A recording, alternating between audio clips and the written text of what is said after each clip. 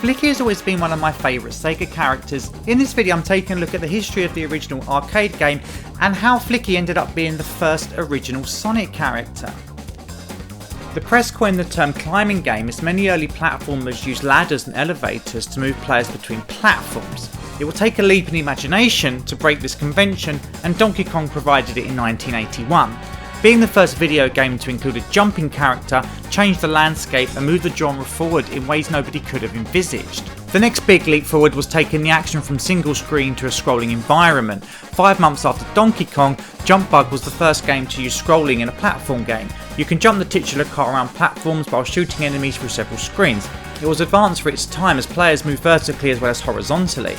By 1984, Sega, who was starting to find success in the arcades, were looking into creating their own platformer. Yoji Ishii, who would later go on to become project manager at Sonic Team and was famous for his work on Outrun and Fantasy Zone, was tasked with the design and looked for inspiration. Mappy, the 1983 Namco arcade game, became the basis for Sega's platformer.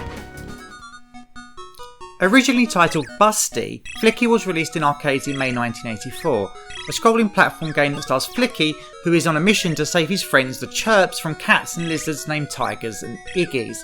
Flicky is a blue flightless bird that can jump between the platforms collecting the chirps as she goes. The goal is to escort them all to the goal in the quickest time possible. Gameplay compromises for small levels that constantly wrap around as you move left to right. You jump up onto platforms to avoid enemies or collect projectiles to throw at them. The Tigers and Iggies constantly respawn from doorways as you clear them. If Flicky touches an enemy, she loses 1 life and the game ends when all the lives are lost. The game has an added strategy element due to how the chirps trail Flicky as they are collected. The more chirps that you collect, the longer the trail becomes.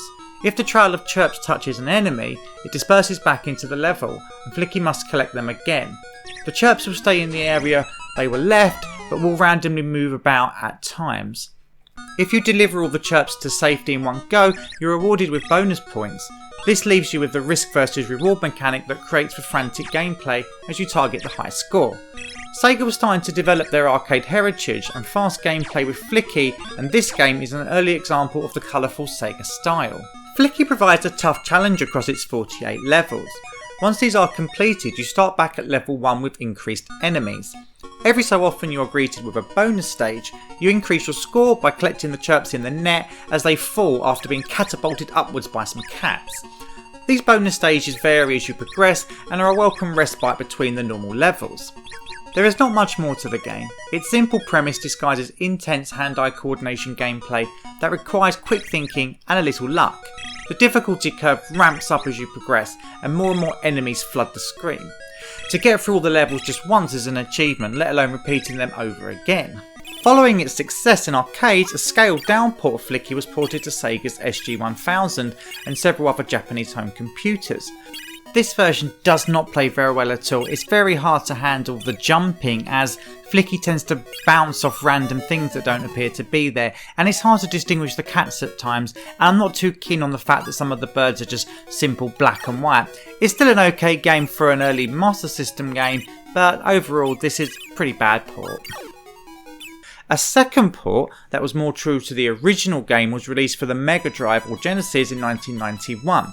The home ports were maligned for their by-them basic graphics, but praised for the addictive nature of the gameplay. The Mega Drive port is actually really good. The controls are spot on, very similar to the arcade, and the only real difference is the graphics have had a slight reduction in the resolution and there's slightly less colours on screen. But overall this is as close to the arcade port as you really could want for a home console. It's an amazing port and it's a real must-buy for the Mega Drive fans. During my playthrough of the Mega Drive version, it became clear quite quickly that Flicky is a dated game. It does not have the same polish of Donkey Kong and some of the level design is frustrating. However, it has a certain charm about it and there is a one more go aspect that makes this the perfect arcade quick blast. You might be forgiven for thinking that this was the end of Flicky's story, but in the process of creating this great arcade game, Sega had also created the very first Sonic character. Firstly, they were used to power Dr. Robotnik's badniks and were popped out of them every time Sonic attacked one. You can see them here following Sonic along, trying to escape from the danger.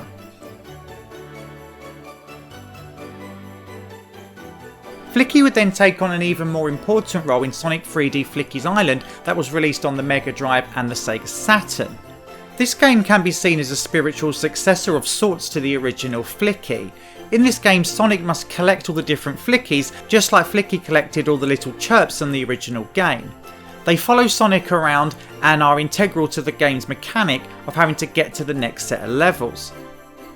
And just like in the original Flicky, if Sonic gets hit, the little birds scatter everywhere and they're hard to pick up again.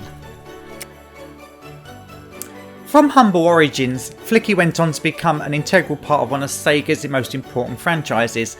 I think Flicky is one of Sega's best characters and I really hope we get another Flicky game soon. I've been Retro Faith, thanks for watching, and as always, keep it retro.